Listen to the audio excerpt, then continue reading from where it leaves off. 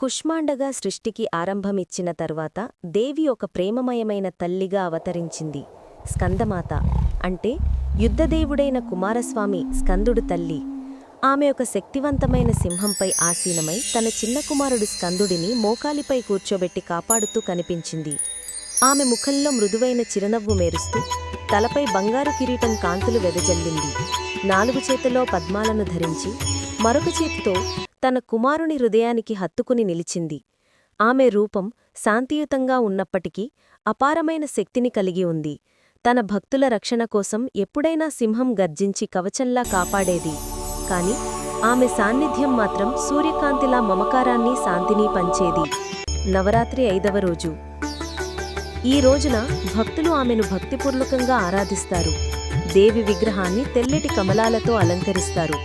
పవిత్రమైన నీటితో కలసం, మామిడాకులు, కొబ్బరికాయ సమర్పిస్తారు. గాలి అంతా శంఖనాదం, ఘంటనాదాలతో మారుమోగుతుంది. భక్తులు పసుపువర్ణపు వస్త్రాలను ధరించి పూజలో పాల్గొంటారు. ఆనందం, జ్ఞానానికి ప్రతీకగా పసుపు రంగు భావిస్తారు. అరటిపండ్లు, బెల్లంతో చేసిన మిఠాయిలను ప్రసాదంగా సమర్పిస్తారు. ముఖ్యంగా తల్లులు తమ పిల్లల ఆరోగ్యం, రక్షణ కోసం ప్రత్యేకంగా ప్రార్థిస్తారు. చిన్నపిల్లలు పెద్దల నోట ఈ కథ వింటూ ఆనందంతో కళ్ళు మెరిపిస్తారు. అందరూ తల్లిదేవి ఒడిలో కూర్చున్నట్లుగా, ఆమె కరుణామయమైన భుజాల చుట్టూ ఉన్నట్లుగా అనుభూతి చెందుతారు. స్కందమాత తన భక్తులందర్నీ శాంతి, జ్ఞానం, మమకారంతో ఆశీర్వదిస్తుంది. ఎల్లప్పుడూ